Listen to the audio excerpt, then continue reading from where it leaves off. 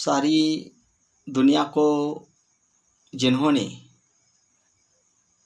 शांति और क्रांति की राह दिखलाई, वह महामानव महापुरुष तथागत गौतम बुद्ध जी के बाद इस देश में जिन्होंने जाति तोड़ो तथा समाज जोड़ो यह आंदोलन आगे बढ़ाया, वह महात्मा बसवेश्वर।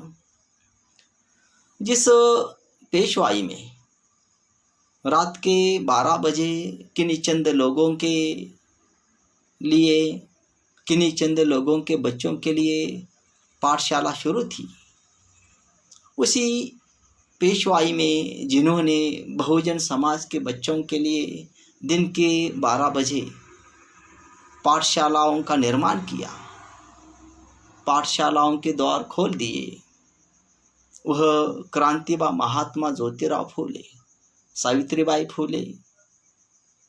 जो समाज सदियों से सत्ता संपत्ति एवं शिक्षा से दूर था, उस समाज को सत्ता संपत्ति तथा शिक्षा में अधिकार दिलाने के लिए जिन्होंने अपने राजमहल के द्वार तक खोल दिए, वह आरक्षण के जनक छत्रपति राजश्री शाहू जी महाराज, जिन्होंने कह दिया कि मेरे बहुजन समाज के लोगों, जाओ और तुम्हारी घर घर की दीवार पे लिख दो कि तुम्हें इस देश की शासन करती जमात बननी है। वह विश्व रत्न, भारत रत्न, भारतीय संविधान के रचयिता डॉक्टर बाबा साहब आम्बेडकर, उसी के साथ साथ राजमाता राष्ट्रमाता जिजाई, भीमाई, रमाई, सावित्रीबाई, अहिल्याई, राष्ट्र संत तुकोबा चोकोबा गाडगे बाबा, संत कबीर जी, इन्हीं सारे महापुरुषों को, संतों को सबसे पहले मैं अभिवादन करता हूँ।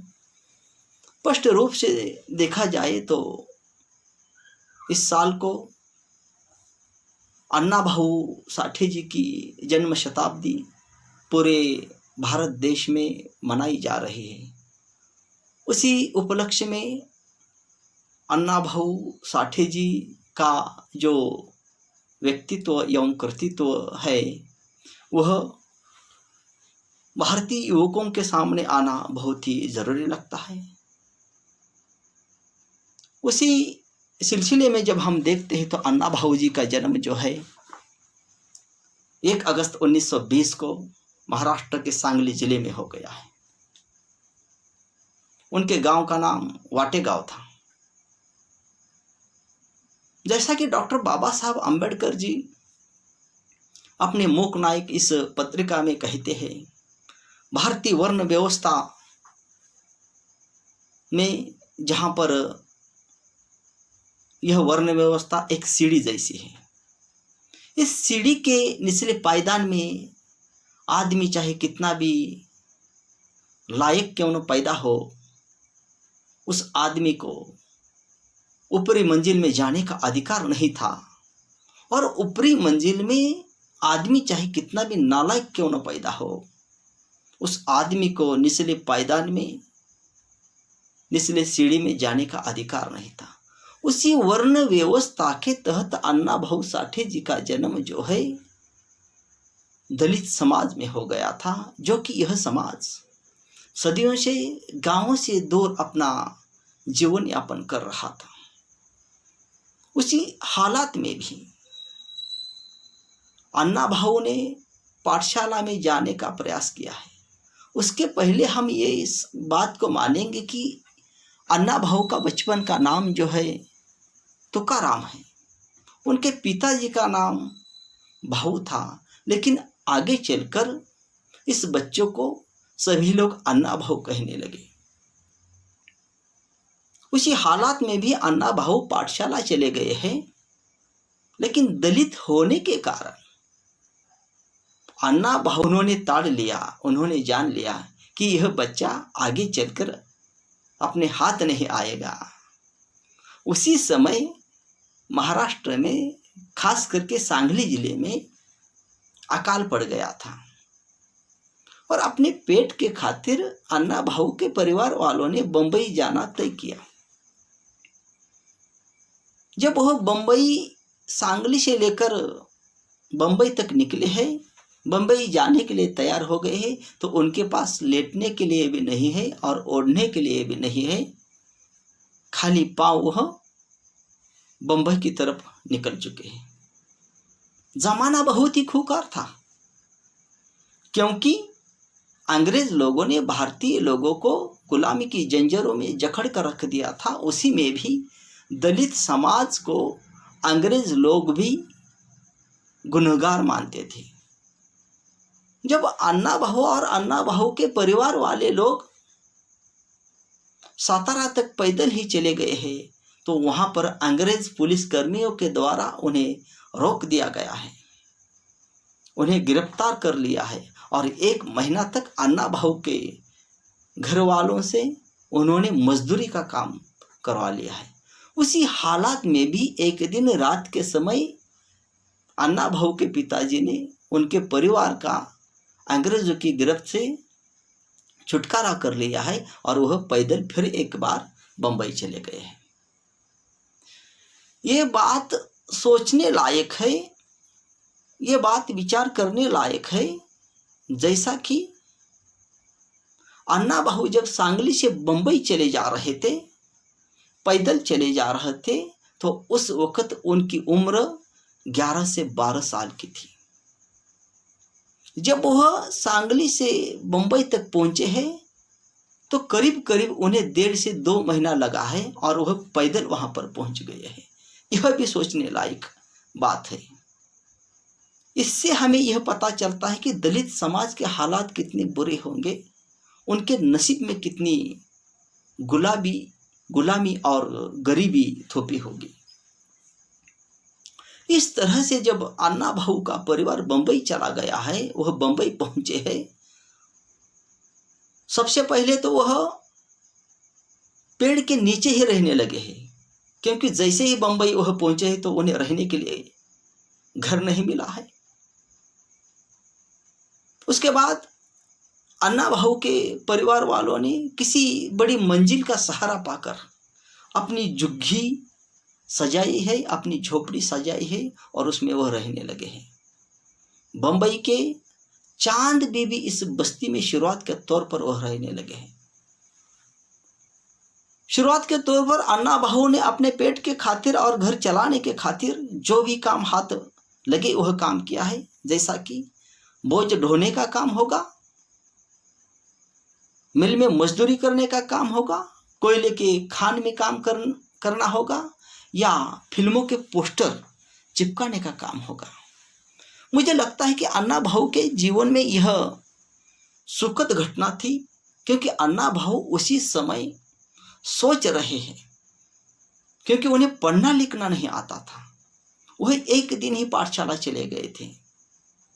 जहां पर भी अन्ना भाऊ काम के लिए जाते हैं तो वहां पर उन्हें जो कि मुश्किल महसूस होती है, और वह मुश्किल थी कि उन्हें पढ़ना और लिखना नहीं आता था। मैंने कह दिया कि ये बहुत ही भाग्य की बात थी कि अन्ना भाऊ साठे जिसके साथ काम करते थे, उस आदमी का नाम था ज्ञानबा, और वह ज्ञानबा पढ़ा लिखा था। वह भक्ति संप्रदाय से जुड़ा हुआ आदमी था। उसी के साथ साथ अन्ना भाऊ के बिरादरी से ही वह जुड़ा हुआ आदमी था। उस ज्ञानबा से अन्ना भाऊ ने विनती कर ली, मुझे भी पढ़ना है, मुझे भी लिखना है। और बाद में वह पढ़ने लगे हैं, लिखने लगे हैं। वहां पर ही उनकी काम करते करते पाठशाला शुरू हो गई है। विशेष करके मैं यहाँ पर बताना चाहूँगा कि अन्ना भाऊ जब फिल्मों के पोस्टर चिपकाने का काम करते थे दीवारों पर, उस समय ही उस फिल्म के जो नाम थे वहाँ पर ही वह अ ब कड़ पढ़ने लगे। उसके बाद जैसे ही अन्ना भाऊ युवा हो गए हैं, काम करने लगे हैं, तो उन्हें संगठन की भी आवश्यकता महसूस होने लगी है। बंबई में माटोंगा स्थित इस जगह पर उन्होंने दलित संघ की स्थापना कर दी है। उसके बाद लाल बावटा की भी स्थापना कर दी है। इसी समय में अन्ना भाऊ के ध्यान में यह बात आ गई है, जहां पर वह काम करते थे मिल के मजदूरों में, वहां पर भी उन्हें छुआछूत का एहसास होने लगा है। तब उन्हें पता चला कि जिस तरह से दलितों के साथ, आदिवासियों के साथ गांवों में भी जातीयता कर दी जाती है, उनके साथ मारपीट होती है, उसी तरह से शहरों में भी दलितों के साथ, आदिवासियों के साथ छुआछूत होती है, मारपीट होती है। उस वक्त उन्हें संगठन की आवश्यकता महसूस हुई। उसी समय अन्ना भाऊ श्रीपाद अमृत डांगे जी, जो कि कम्युनिस्टों के नेता थे, उनके कांटेक्ट में आ गए हैं। उन्होंने, जो कि इसके पहले हम देखते हैं कि अन्ना भाऊ पढ़े लिखे भी उस समय हो गए थे, उन्हें पढ़ना आ रहा था, लिखना आ रहा था, वह कहानियां भी लिखने लगे थे। उन्होंने उसी समय कम्युनिस्ट पार्टी में प्रवेश भी कर लिया था। स्टालिन पर पवाड़ा उन्होंने गाया था और वह पवाड़ा बंबई की मिल मजदूरों में मशहूर पवाड़ा हो गया था। कुछ ही दिनों में अन्ना भाऊ साठे जी बंबई में मशहूर गायक के तौर पर उभरे थे, पवाड़ाकार के तौर पर उभरे थे, गीतकार के तौर पर उभरे थे। लेकिन अन्ना भाऊ को महसूस हो गया, जिस कम्युनिस्ट पार्टी में अन्ना भाऊ साठे जी काम करते थे, उस कम्युनिस्ट पार्टी में भी छुआछूत उन्हें महसूस होने लगी है। कम्युनिस्ट पार्टी में भी उन्हें गैर बराबरी महसूस होने लगी है। तब जाकर अन्ना भाऊ को लगा कि कम्युनिस्ट पार्टी की जो लीडरशिप है, किन्हीं चंद लोगों के हाथों में यह लीडरशिप है। इसी समय उन्होंने सबसे पहले चित्रा नाम की उपन्यास लिखी है। चित्रा नाम की उपन्यास तो अन्ना भाऊ जी ने लिखी, लेकिन उसके लिए उन्हें पब्लिकेशन नहीं मिल रहा था। वह उपन्यास प्रकाशित करने के लिए उन्हें पब्लिकेशन नहीं मिल रहा था। तो आखिर में अन्ना भाऊ ने वह जो उनकी पहली उपन्यास है, रशियन भाषा में छपवा दी थी। तो इससे हम यह पाते हैं कि भारत देश के गैर बराबरी में सदियों से लेकर यहाँ का जो दलित समाज है, यहाँ का जो आदिवासी समाज है, उसको सताया गया है, उसको दबाया गया है। इसी समय में अन्ना भाऊ ने कहानियां लिखना शुरू कर दिया है। मैं विशेष करके यहाँ पर बताना चाहूँगा, जो बच्चा सांगली से लेकर बंबई तक पैदल चला गया, वही बच्चा अपने बलबूते पर, अपने संघर्ष के बलबूते पर, मैं कहूँगा बंबई से लेकर रशिया तक वह बाय प्लेन चला गया। मुझे लगता है कि अन्ना भाऊ की यह संघर्ष की जीत थी। 1948 से लेकर 1967 तक अन्ना भाऊ ने कुल मिलाकर 35 उपन्यास लिखे हैं, 22 कहानी संग्रह लिखे हैं, 300 से ज़्यादा उन्होंने कहानियाँ लिखी है। मुझे लगता है कि सिर्फ कहानियाँ ही नहीं लिखी है, वह कहानियाँ यहाँ के ग्रामीण व्यवस्था से जुड़ी थी, यहाँ के दलित समाज के समस्याओं से जुड़ी हुई थी। इतना ही नहीं, अन्ना भाऊ ने उसी समय नाट्य लिखा है, वगनाट्य लिखा है, नाटक लिखे हैं और तमाशा भी उन्होंने लिखे हैं।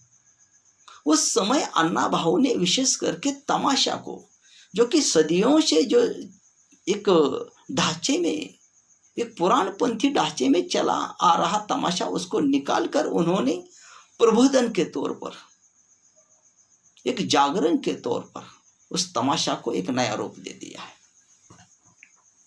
और यह मुझे लगता है कि अन्ना भाऊ के विचारों की जीत थी। जब हम इन्हीं बातों को देखते हैं तो हमें पता चलता है 1958 में जब महाराष्ट्र के बंबई में इस देश का सबसे पहला दलित साहित्य सम्मेलन शुरू हो गया था। तो उस साहित्य सम्मेलन के भी अन्ना भाऊ साठे जी पहले अध्यक्ष थे। उसके बाद अन्ना भाऊ ने जितना समय, जितनी बुद्धि, जितना पैसा कम्युनिस्टों के लिए लगाया था, तो कई बार अन्ना भाऊ साठे जी को कम्युनिस्टों के इस मूवमेंट में उन्हें अपमानित भी होना पड़ा था।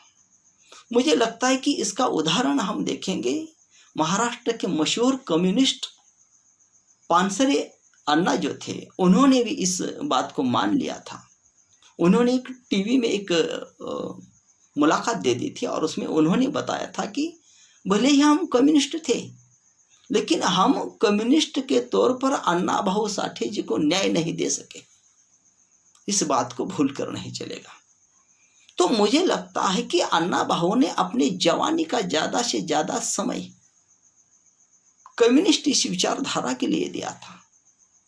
इतना ही नहीं, चले जाओ के आंदोलन में अन्ना भाऊ इस देश के आज़ादी के लिए अंडरग्राउंड रहकर काम कर रहे थे।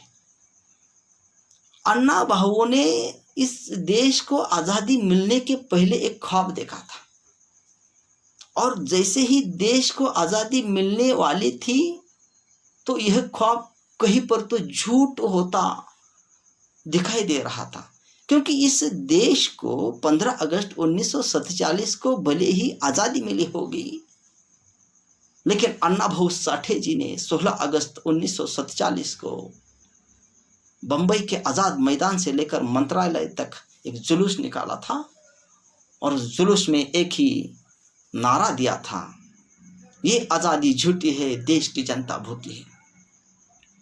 कहने का मतलब ये है, अन्ना भाऊ उस जुलूस के द्वारा कहना चाहते थे, भारतीय समाज ने, भारतीय बहुजन समाज के लोगों ने आज़ादी के प्रति जो ख्वाब देखे थे वो सच थे, लेकिन जैसे ही आज़ादी मिल रही थी तो उनके ख्वाब झूठ होते नजर आ रहे थे। अंग्रेज लोग तो यहाँ से चले जा रहे थे, अंग्रेज लोग तो यहाँ से चले गए थे, लेकिन भारतीय लोग ही अंग्रेज लोग बनकर यहाँ के बहुजन समाज का, विशेष करके दलित और आदिवासी समाज का शोषण करता हुए दिखाई दे रहे थे। इसलिए अन्ना भाऊ ने वह जुलूस निकाला था और अपनी पीड़ा, अपना दुख व्यतीत कर दिया था। बोलिए, अन्ना भाऊ साठे जी उनके आखिर के जीवन में बाबा साहब अंबेडकर जी के विचारों की और वो झुक रहे थे, इस बात को कोई भी ठुकरा नहीं सकता। उसका पहला हम उदाहरण देखेंगे।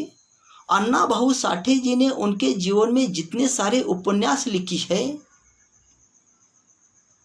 उस उपन्यास के नायक जो है बाबा साहब अंबेडकर जी के विचारों पर चलते हुए हमें दिखाई देते हैं। जहां पर डॉक्टर बाबा साहब अंबेडकर जी ने बहिष्कृत हितकारिणी सभा के स्टेटमेंट में ही कह दिया था, शिक्षित करो, चेतित करो और संघर्ष करो। उसी तरह से अन्ना भाऊ साठे जी के भी जितनी सारी कहानियां थी, जितने सारे उपन्यास थे, उस कहानियों में, उस उपन्यासों में, उस नाटकों में उसके साहित्य के नायक तथा नायिकाएं संघर्ष करते हुए हमें दिखाई देते हैं। उसी के साथ साथ वह शिक्षित बनते हुए भी हमें दिखाई देते हैं। इसका यही मतलब है कि अन्ना भाऊ साठे जी के साहित्य में डॉक्टर बाबा साहब अंबेडकर जी के भी दर्शन दिखाई देते हैं।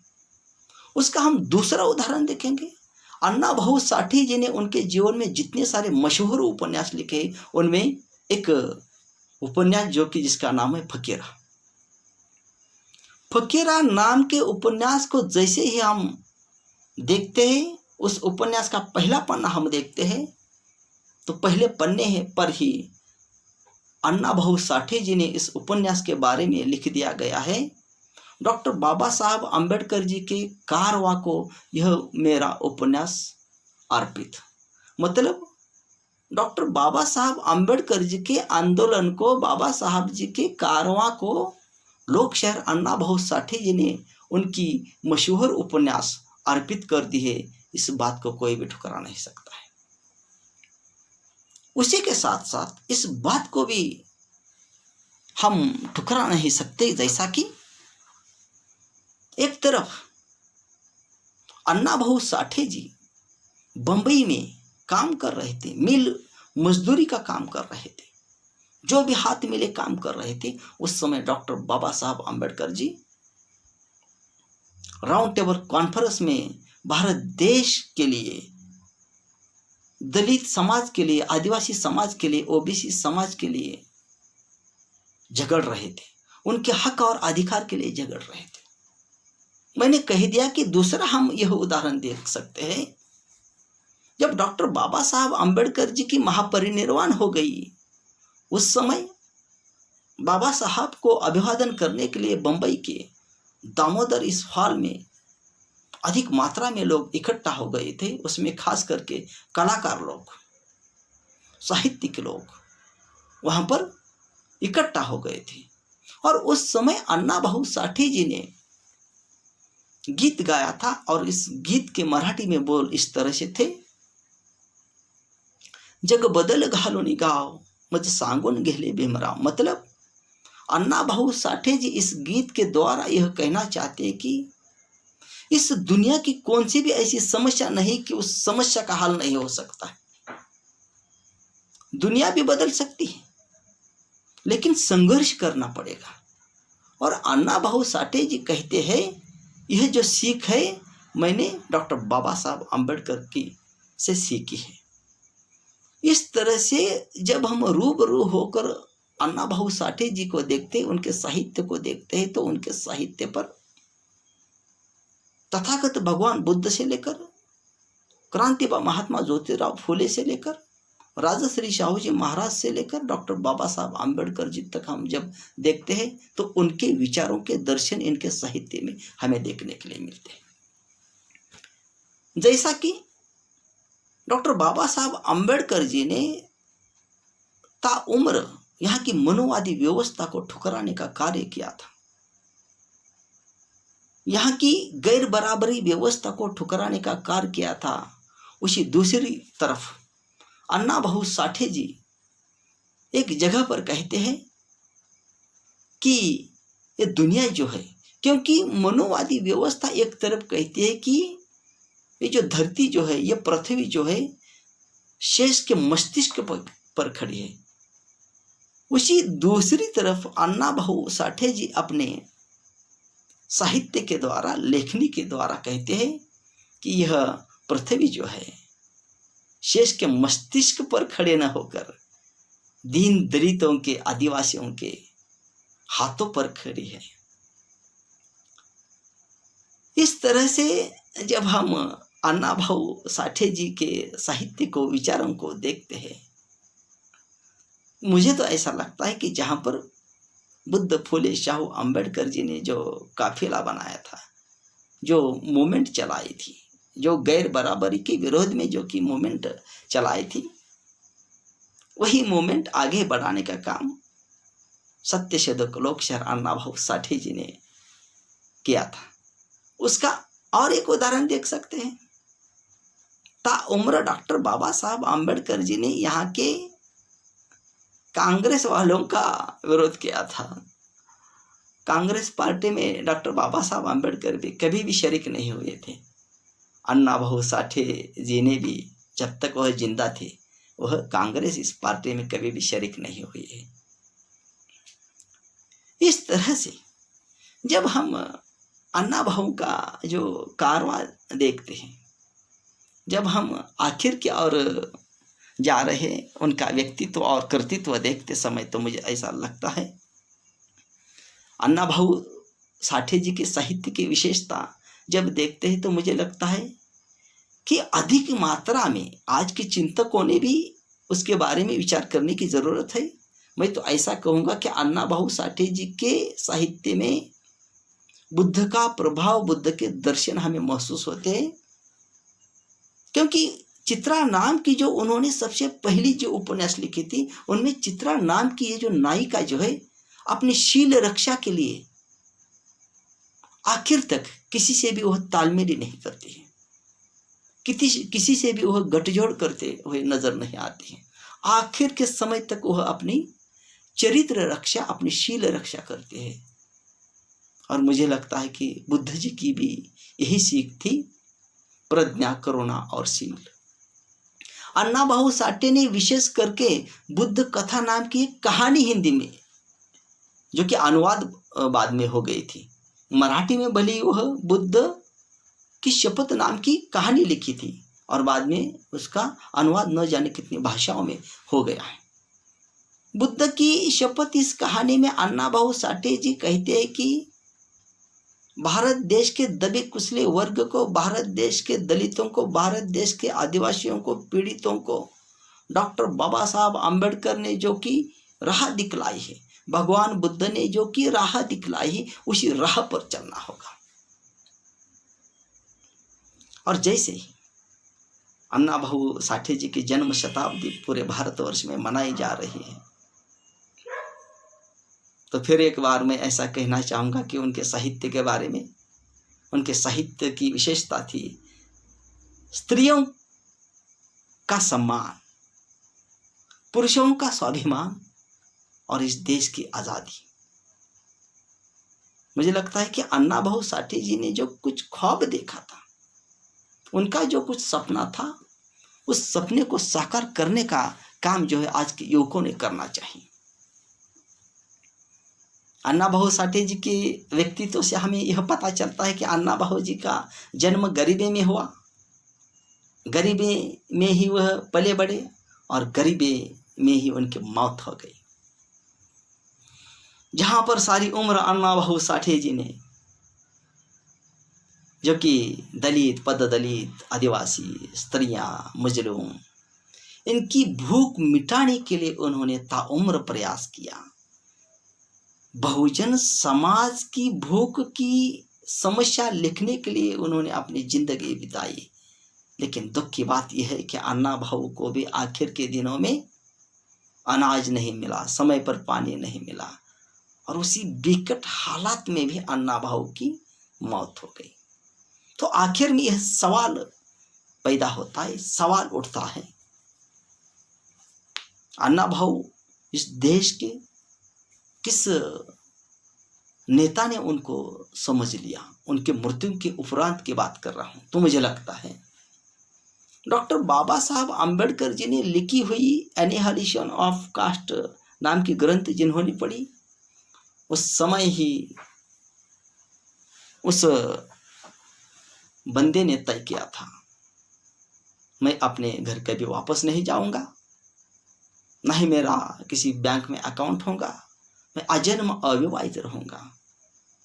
जिन्होंने भारतीय लोगों से कह दिया था, जिन्होंने स्पष्ट रूप से बुद्ध, फुले, शाहू, अंबेडकर जी की ये जो मूवमेंट है वह पढ़कर उससे कुछ पाकर बहुजन समाज के लोगों के लिए खास करके मैं ऐसा बताना चाहूँगा, जिन्होंने डॉक्टर बाबा साहब आम्बेडकर ने दिया हुआ नीला झंडा उठाया, अपनी साइकिल को लगाया, जम्मू कश्मीर से लेकर कन्याकुमारी तक साइकिल चलाई और जिन्होंने एक ही नारा दिया, वोट हमारा, राज तुम्हारा, नहीं चलेगा, नहीं चलेगा। जिन्होंने कह दिया, स्वाभिमानी लोग इस संघर्ष की परिभाषा करते हैं, जिन लोगों का स्वाभिमान मरा है वो जिंदा होकर गुलाम है, आओ हम सच्चे बौद्ध बने, आओ हम सच्चे बौद्ध बने।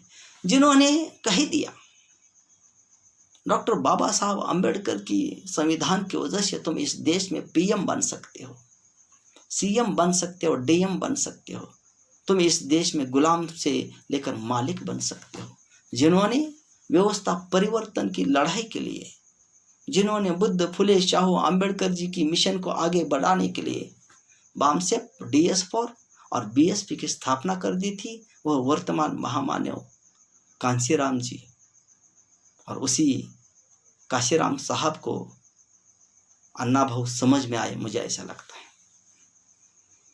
जब बहुजन समाज पार्टी की सरकार उत्तर प्रदेश में 2002 में थी, उस समय सारे भारतवर्ष को इस बात का पता है, सारी दुनिया को इस बात का पता है, क्योंकि काशीराम जी ने महापुरुषों के सपनों को साकार करने का काम किया था। और जब उनकी सरकार यूपी में 2002 में थी, उस समय उन्होंने खास करके महाराष्ट्र के कोल्हापुर में शाहू मेला लगाया था, क्योंकि 2002 के बीच में राजश्री शाहू जी महाराज ने दिए हुए आरक्षण को 100 साल हो गए थे, और 100 साल के उपलक्ष्य में आरक्षण की जन्म शताब्दी कोल्हापुर में मनाई गई थी।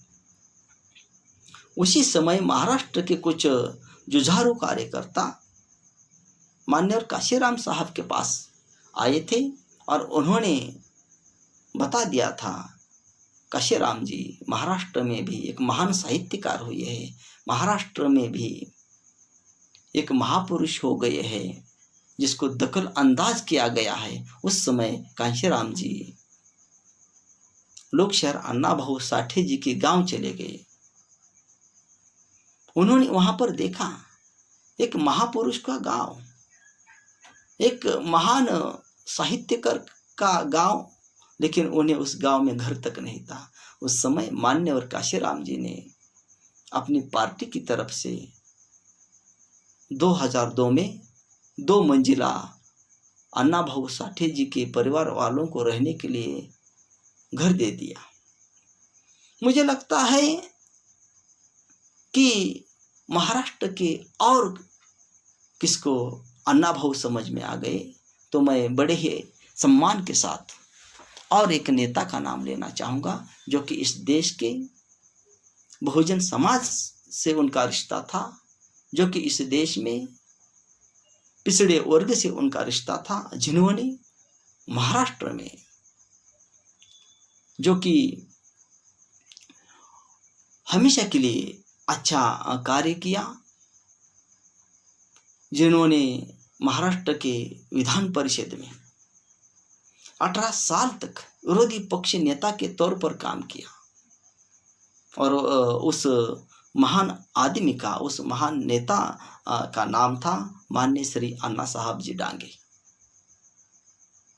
जो कि जब अन्ना साहब डांगे जी महाराष्ट्र के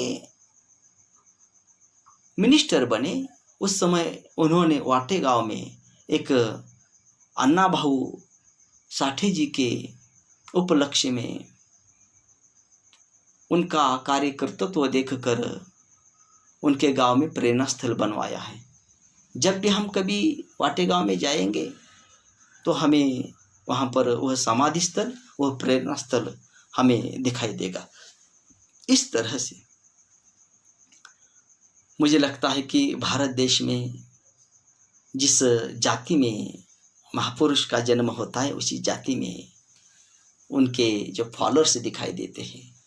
दरअसल ऐसा नहीं होना चाहिए, जो कि इस साल को अन्नाभाऊ साठे जी के